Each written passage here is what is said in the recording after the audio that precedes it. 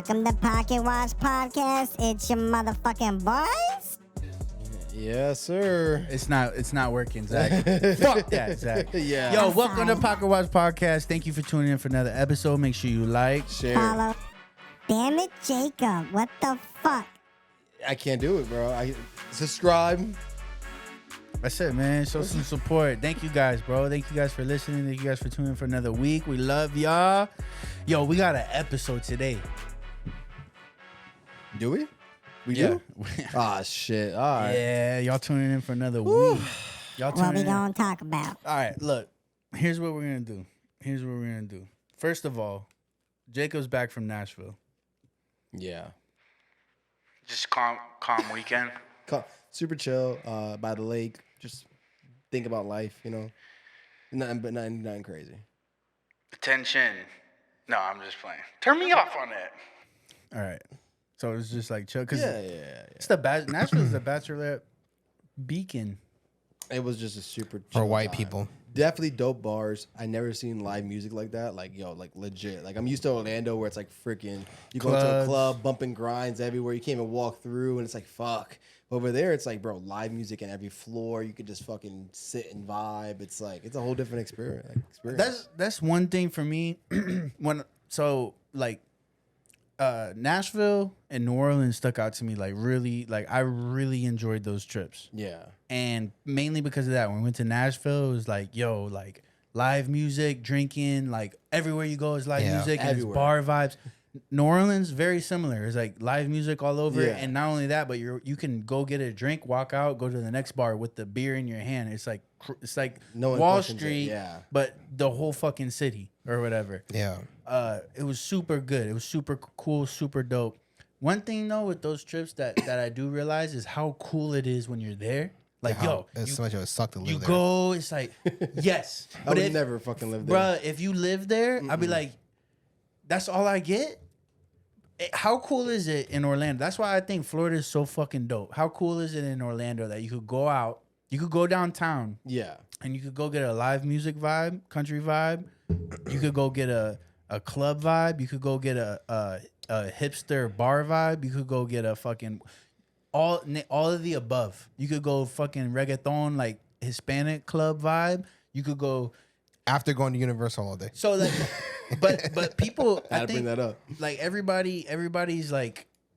everybody's sick of what they deal with every day. Exactly. Or what they have available all the time. You get but, tired. Bro, that's one thing I think about. Like, if I ever had to move for work or something like that, it's like I would miss the culture of Orlando, like the mix of Some cultures. Victor Pollo on a Yeah. Friday afternoon before podcast. Victor Pollo, or like fucking, or a Dominican spot, Cuban spot, whatever spot, and it's like good. It's not like, oh, we do Puerto Rican food here, and you're Yeah. in Kansas or something like that. It's like, no, you don't, motherfucker. You just put some adobo on that chicken and you called it Puerto Rican He food. fucking gave me some tostones and I was it. Exactly, and those tostones were from the freezer. You Yeah, fucking beat all. you don't even know what a plantain is. Shit. I agree with you though, bro. You're 100% right. I even told my girl if we were to move, it would be one of those like, I don't get me wrong. I don't want to live here, but I want to live here. That makes sense. Like I want to fucking go somewhere for 6 months, and then once it starts snowing, I want to get my ass back here. Here's what I think the beauty of Orlando. You're becoming an old man. You are.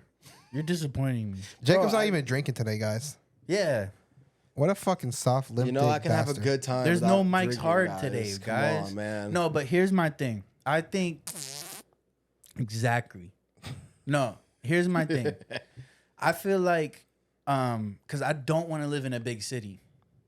Right? Like I would Exactly. not want to live in Chicago, New York City, none of those things. And let's just like preface that with Orlando is a big city, but there's the suburb or quote There's little unquote, areas that are bro, it's so suburbs spread almost. out. Yeah. Orlando's so spread out. I don't care, and that's what people hate about it. Like I got family that lives in Dubuque, Iowa, and they get pissed if they have to drive more than 15 minutes. I'm like, yo, as long as it's within 40 minutes, that's a close drive. Yeah. Like in Florida, but I love it because it's spread out enough where you got like you can have the space. You could go to you go an hour south and you got land. You know what I mean? Like you go. You even need to go a whole hour. You go 30 minutes. Yeah, but even Yeah, you, for like you. you're driving an hour and a half and you got you acres. live in the land. You know what I mean? Yeah. Like I mean that's beautiful. Where I don't, and you're not paying a premium. You're paying you're paying less. A discount. Yeah. Versus like you're paying a discount versus like New York, you want to go to the suburbs and have acres, you're paying like a lot of fucking arm money. and a leg, yeah. So that's where I think I don't know a better place, man. Not a better, and I'm not that traveled, but I just think one of the beauties with Orlando is you get that cultural diversity without having that big city vibe. And that's what I like. And maybe I'm conditioned to it because I grew up here or whatever the case is. But bro, I can't think of any place that has that cultural diversity like Orlando does without the big city vibe. Mm-hmm. I can't think of it. And when we travel, we're like, I want to get the big city vibe. But it's because you're traveling. You don't want to live in the big city vibe. Yeah. You know what I mean? I love hanging out in Orlando. Honestly, like I love coming out to Orlando or Tampa too. You know, I like going to Tampa, fucking hanging out in Tampa. Orlando, Ybor. Tampa, Miami is the best 4-hour, 5-hour radius of cities in America. I just wouldn't want to live there. Care, bro. No, yeah. You know, I don't want to live in Orlando. I fucking hate the traffic in Orlando. I can't deal with that shit for a life of me. But And I it's not fucking even love a big hanging city, here. which is Yeah, hilarious. exactly. To me, it's big. To me, Yeah. it's fucking huge. And I don't even think LA, like LA spread out, whatever, super concentrated, whatever the case is. But I don't even think those cities have cultural diversity like Orlando, bro. Nah. Because you know why? Like a lot of the Southern California like cities and stuff like that, it's highly Mexican concentrated, which I would love. It used to be I Mexico. would fucking love. But the thing is like we got a lot of Mexicans, we got a lot of Puerto Ricans, we got a lot of Dominicans, we got a lot of Cubans. Brazilians, We got a lot of Cubans, whites. like We got bro, Colombians. like Venezuelans. every Salvadorian race. and there's restaurants, too. enough that there's markets for those markets. Because there's enough, there's a decent amount of restaurant stores, whatever the case is, to support those markets. Yeah. And honestly, I don't even care what anybody got to say. Like, if they say, like, oh, their area has, like, a good amount of, like, Mexican or stuff like that. Bro, in Orlando, we have fucking La Michoacana over here, bro. And Word. I don't know if many places that have. I know Texas has one. What's La Michoacana? La Michoacana is What is it? Chupapi muñaño. But La Michoacana is a it's a franchise ice cream place down in like Mexico, like actual Mexico. And they have only a couple franchises in the United States, but one is in Orlando. What's it called? La Michoacana. I think I have one on my. Well, you're closer to Haines City. Yeah, so- you- Well, no, 'cause might have one. I have a legit. My storefronts next to where I live is La Plaza Mexico. There's a little Mexico supermarket. Is legit little Mexico, and there's a little ice cream shop that says La something. I never looked into it. But I think you that might have be one. it. Yo, shit. You might have one, but I know that there's one in Texas. I don't know if Cali has one though. Oh, I'm sure, bro. Mexican, like Mexico, anything. That, Cali is Mexico. Cali got it, bro. Yeah. Cali. I'm not gonna argue against that. I'm just arguing against the variety that we got. Yeah. Because Jacob, whatever day he comes to the podcast, comes from Little Mexico to Little Puerto Rico, and then if you go a little more north, it's Little Brazil. If you go a little more, you know what I'm saying? Like, bro, it's like we got so many littles in this bitch. Yeah, like, 100% bro. right. That I would miss like 1,000%. Like a fresh cut. Like getting a fresh cut, like either from a black barber, Spanish barber, whatever Yeah. type of thing. Like you have the options here. Like, man, I don't know, bro. Florida I has a don't lot to know. offer. I think Florida's always gonna be a beautiful state, but like you said, you get bored of where you grew up sometimes. So that's why That's it, though. I like to go out, but I'm always gonna want to come back. Like, Oh, no matter what, one- I'm always gonna want to come One back. thing I'll always like argue with Florida is the fact that you can travel just a couple hours and you're like in a whole nother state almost. Yeah. You know what I mean? It's like, oh, you want beach vibes?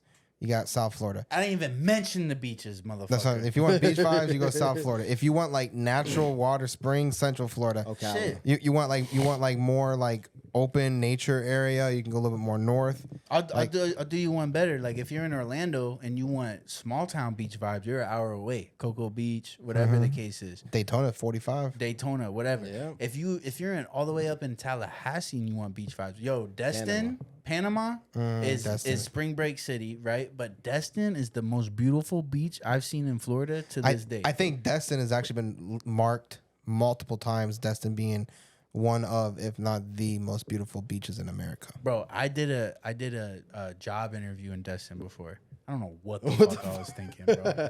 But it was at the time when I was like, yo, I'm only like Trying to figure out what to that do was in life. a year after I graduated. Okay, So I'm okay. like, I need to like capitalize as much as I can. But I remember like after I walked with the lady and we went to the beach, and there was like a bar and stuff. And I remember looking at the water, like, yo. Your job interview, she took you to the beach? No, I did the job interview, but then after we were like, they were recording me a little bit, and then we went and had went to like the bar vibes by the beach. Yeah. And I remember looking at the beach like, yo. One thing I thought about Destin though is like Destin is if Alabama and Florida had a baby. Like it's a lot of white people there. Yeah, because It's like if there was a beach in St. Cloud, kind of. Jacksonville's got white people, but they got a lot of black over there. They do, but nobody wants to live in that area though either. Well, you want to go to the beach. You want to go to Destin Beach, but you don't want to live in fucking Jacksonville. Nobody says like, yo, I represent Jacksonville. Well, you know, Jacksonville is the most populated city in Florida, right? Is it? I swear to God, it is. It is severely the most populated city in Florida. So Orlando, Miami, and Tampa are just out the picture. Yeah, they're not. Jacksonville is the most populated. I've never heard anybody say, "Yo, I'm coming to Florida. I'm coming to Jacksonville." Like I've never. Well, it doesn't matter. It's just most popular. It's the most popular. Yeah, a lot of people live there.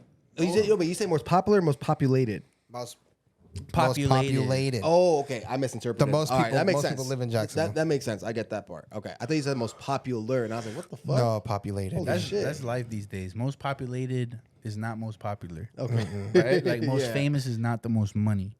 that is true. Right? Like most prestigious is not the most effective. Keep going. Well, the biggest is not the Best. yeah. Wow, Zach. Right?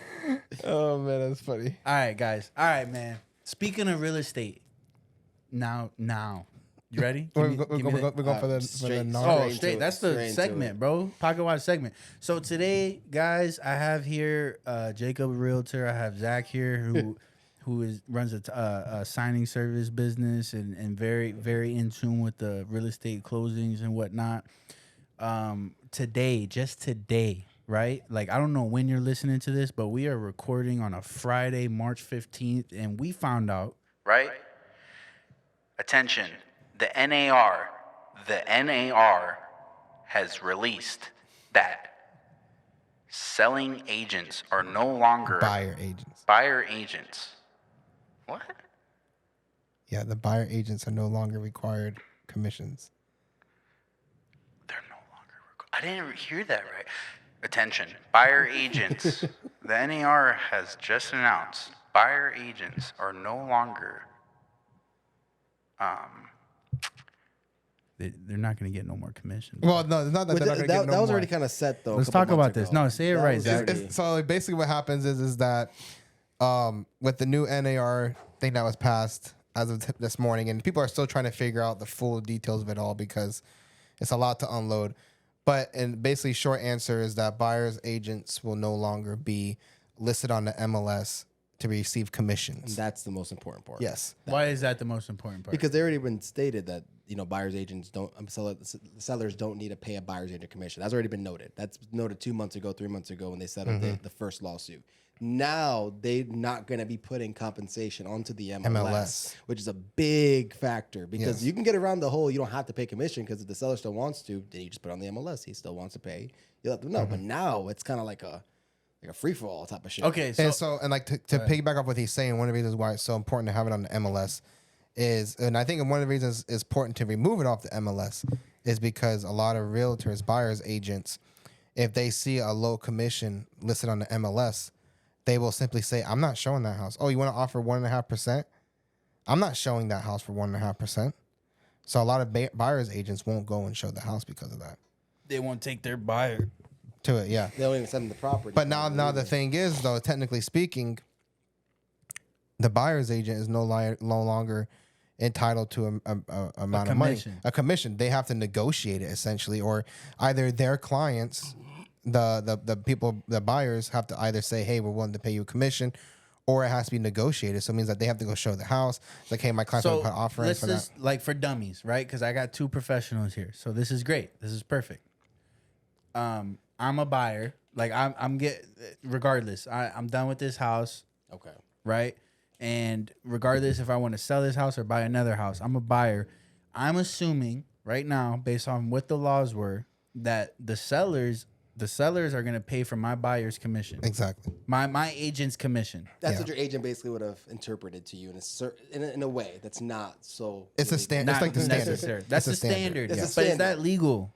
Was it legal pre this? It was a requirement up until a couple months ago, and then they made it no longer a requirement. Yes. But a couple And then- months is recent. And people were Yeah. buyers agents were telling their clients that basically you don't pay me, I'm free for you. Because sellers are going to pay for me. Basically, was what they were interpreting. I got which that was kind of illegal to presentation. be stating Yeah. that. It's not free. It can either So be what- added to the price. I mean, there's a lot more to it. So what is the worry then? So now, if I were to go through that same situation, the buyer agent that is giving me a presentation or whatever on why I should choose them, no longer can say that per se, right? Yes. Because now it's either negotiated that I pay it or the seller agent pay it. They don't have to pay it. Bam. And now and look at this hypothetical. Say you already purchased the house, so you know exactly how it works, right? You know the process. Right. Imagine you're trying to buy a house. I meet you up. Now I'm gonna have you sign an agreement. Did you sign an agreement when you first bought a house? No. You didn't sign shit, right? You just saw Right. properties with her. She trusted you to, not leave her. Because That was it. there's nothing to, right. Yeah, and our buyer agency agreement at that time was shit. And that's you could 2020. definitely it wasn't gonna go further than it can today. Today, our buyer agency agreements are more legit. You could actually take it to court now. So now I'm gonna have you sign an agreement, and that agreement's gonna state if the seller ain't gonna pay my commission, you're gonna have to pay my commission. Are you gonna feel more comfortable signing that paper? No, right. So is that, and that's the overarching worry with that law is now, does Cruz not want to buy a house anymore because there's a little more liability or there's a little more expense to it on top of whatever else was preventing a buyer from entering the market? Yeah. Interest rates, whatever the case is. Yeah. And now you might even start seeing more freelance clients trying to buy a house on their own versus using a buyer's agent because they're uncertain of whether they're going to have to pay the commission or not, which I disagree with. I think you should use, unless you're really well versed in the real estate industry, you know how to negotiate, the different, All the things you need. yeah, exactly, all the tools and stuff like that, and everything that you need to know about it, and how to handle certain situations. I would highly recommend using a realtor. Well, because so it's still, and one thing before we keep getting into that, was that a Florida law? no, that's NAR. That's that's everywhere. I mean, Yeah, we have our NAR own is- law specifically here, but that's everywhere. But the is whole dealing what with was in 2020, 2021 when I bought a house and it was already assumed that the sellers were going to pay for the buyer's agent, was that nationwide? Yeah. A lot Okay. of places are like that. Okay. yeah. So I feel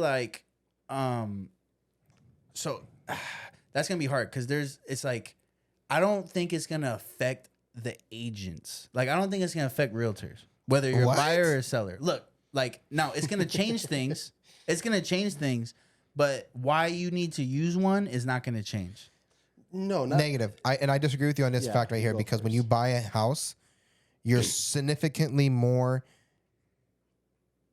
focused on limiting the amount of money that comes out of your pocket for the closing fees. costs. Yeah. And if you're buying an average house, if you do a $300,000 house, that's $9,000 on Yeah. 3%. That's coming out of the buyer's pocket. The buyers are always trying to limit that because that money is coming directly from your bank account. Now, when you're selling a property, you're getting money back. And So you're just taking you it have off more of the sway. lump sum Yeah, that you you're have about more to sway. get. so in the seller's mind, it's okay, I'm selling this property. I know I'm gonna get some funds back, but it's not coming directly out of your account. I mean, it's your money, but it's perspective wise, it's different. And I know people who try to come to the table with zero to no money down. Yeah. Which and ideal, those people are going to be gone. Or, and here's the thing, realistically, right? Because you could be at school, you could be at your job, whatever, right? And you hear these little policies that get implemented, and immediately people that are in the know at the time think, yeah, all that's going to happen is motherfuckers are just going to be negotiating upfront that the sellers are going to pay for it. Because there's a reason why that was in place, was because, yeah, sellers are going to be more willing to pay for the buyer's agent because they're about to get 200, 100, 300 grand. So Sometimes. taking $9,000 off of that or whatever the case is nothing. And I think making that a law, whoever made that, the standard was Yeah. smart because that incentivizes the market to keep going and going and going. Why would they do this? Is there any reason why? So I think I have my reason why I think they're doing this.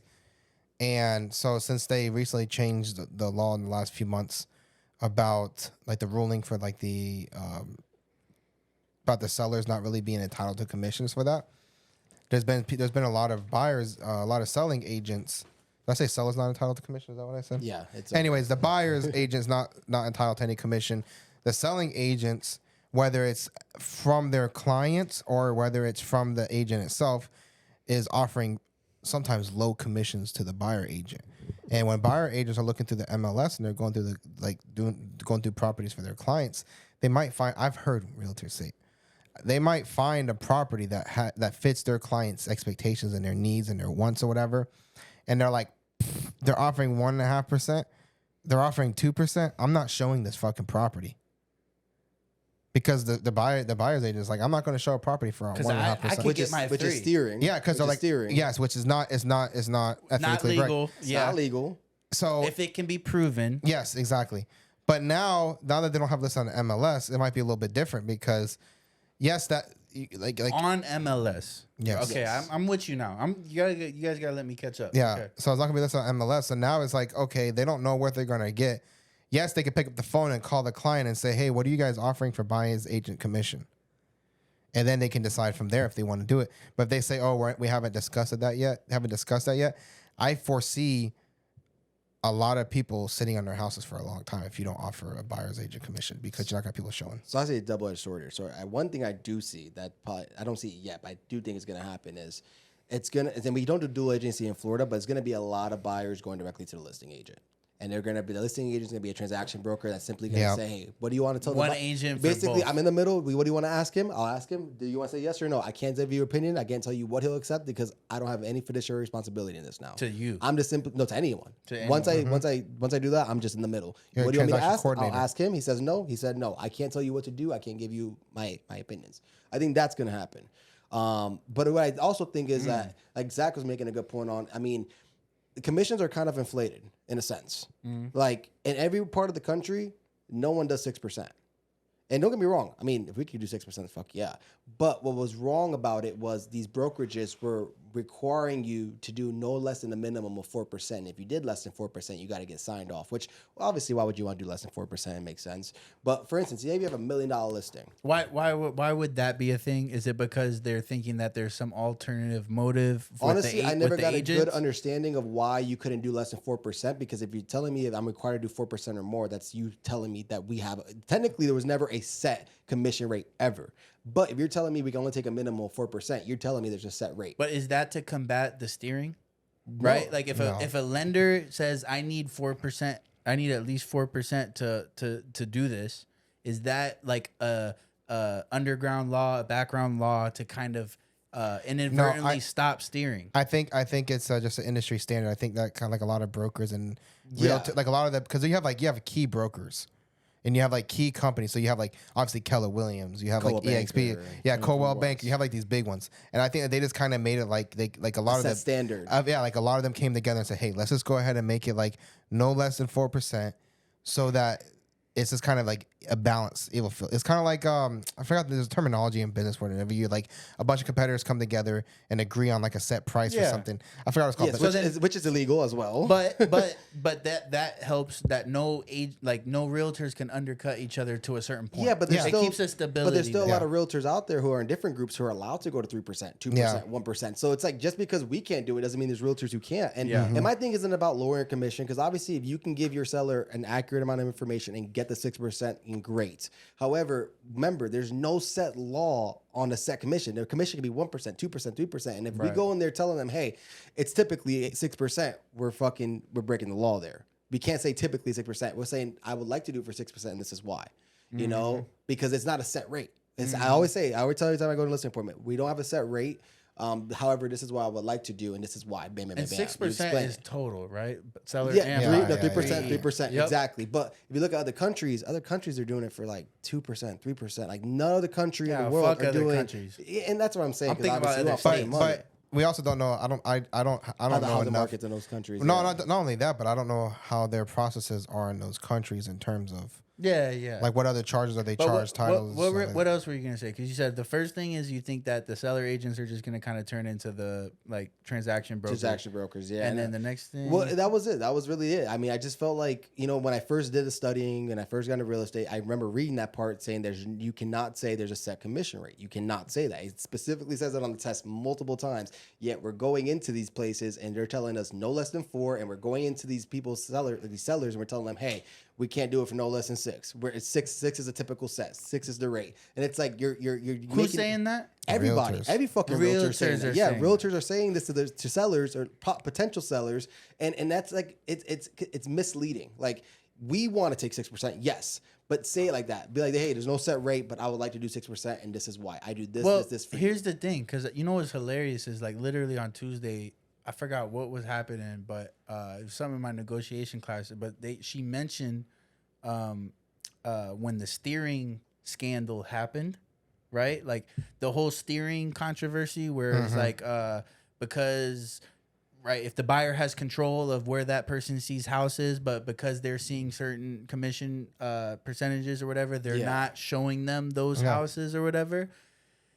Somebody asked, like, how? Because there's a girl in my class that's like thinks she knows fucking everything, right? She's like, so I'm a realtor, and like, how do they even know? Because I do that, you know what I mean? And then. She kind of put the professor on a hot seat. Yeah. And it's like, bitch, I don't know the real estate game. Like, I'm just telling you what happened. It's the reason why they know is because realtors go around saying that they fucking do it. No, but exactly. But for a law to be put in place that steering is illegal. Something had to happen for that to add up, right? So they must have had some data that was going down or whatever. But to the same point, that it's hard to catch those things, right? Like, because people. Even it's illegal to say that it's 6% standard, but it gets away. You can. It happens all the fucking all time. the time. And I just think it's kind of hard, and it just ends up happening that way on average, and people don't even know when they're looking at the data that it's because maybe that the realtors are saying up front, hey, we're looking for that standard 6%. And it can also affect house pricing too. People don't realize that. I mean, imagine you as a seller. I'm telling you, you got to pay 6%. Now you know that, hey, in your back of your head, that's $20,000 I'm going to have to fish out, or $30,000. So what am I going to do? I'm going to tack it onto the home sale price. And guess what that does? It just keeps the. But that's happening now. No, I'm talking about right now. Yeah, right now. To the seller. Yes. So are the sellers or selling agents or whatever, because of this new policy, whatever the case is, going to start being like, nah, that motherfucker needs to pay his half. It's already happening. Of the agency fees or whatever, of the realtor fees. Another thing that stems from that too is also which if brings the market down. If we start seeing volume. If we start seeing a reducing commissions, we're gonna probably start seeing realtors start pushing on their brokerages to lower their fees. Yes. And their percentages. And MLS is to lower their fees. Yes, and we're going to start seeing a chain reaction because it's messed up to attack the realtors on the front line, but not go after anybody else. So everything happens for, like, every policy is a reaction. Nobody woke up one day and was like, why do we do it this way? Let's do it this way instead. No, something has been happening that made the NAR make this decision. Well, they got sued. For what? For the commission. This whole lawsuit stemming off of commission. The entirety of this lawsuit is based off of commission. So, like, what does this new policy change? It allows the seller to know that they don't have to pay a buyer's commission. That if a buyer, it's all negotiable, which it should have always been negotiable. It should have always been negotiable? It should have always been negotiable. They don't have to pay shit for you. You could pay yourself if you're able to. So it wasn't really a law? No, never been a law. Or a standard or a policy? From day one, it was negotiable, but the way it was interpreted and given to the seller was as if they had to. And that was the issue. And you know what? I always thought of it that way. I always thought, like, seller pays full commission. Well, and it can be negotiated though, too. Always. And like, so sometimes, like in a seller's market, sometimes the buyer would be like, "Hey, we'll pick up our agent fee if you do this." Blah, so blah. that's the argument. Is it really going to change anything? Because if a seller wants to because here's what's going to happen is buyers will say, "I just won't buy." Fuck that, because I'm coughing up bread to actually just acquire this home. Yeah. Sellers are like, I'm getting an influx of cash. If I gotta pay $9,000 to get $200,000 for selling this home, fuck it. And that's why it just kind of ended up being that way. Is it really gonna change anything, or is there gonna be a percentage of the volume that's gonna drop because of sellers being greedy and trying to negotiate shit? So I think it's half and half. I think majority of the market's gonna be fine. I think the sellers, when they want to sell, they're gonna know they're gonna need to offer something. They don't have to, but it will make it more enticing to get their house sold quick. However, there was an article I did read 2 days ago that was pretty cool. It said that the buyer's agent market, as a buyer's agent, might become more of an a la carte option. So you're basically will hire an agent to do certain aspects of the transactions, and you can shop and fish around. So you might hire an agent to do the negotiation, and if you didn't like him, you could fire him and hire another agent. But at least you paid him for the negotiation aspect of it, say $1,000 or $700, and now you're gonna pay this other guy, this other agent, buyer's agent, to do the paperwork. Like they made it seem like there was gonna be like an a la carte type of system that might. I mean, it's not saying it's That gonna could- happen, but that sounds kind of weird. It sounds different. Like, imagine you can hire different agents if you didn't like this one because bam, it's all a la carte. What part of me feels like you know how sometimes they pass laws because people are dumb. Yeah.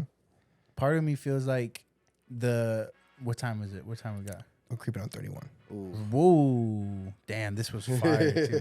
Yeah, I don't know. Part of me feels like this is not gonna be a good thing because people are greedy, and it's just gonna be like a self-inflicting wound. Yeah. You know what I'm saying? Like, Yeah. like just because you can doesn't mean you should. And maybe it's best that you thought you couldn't Yeah. for everybody.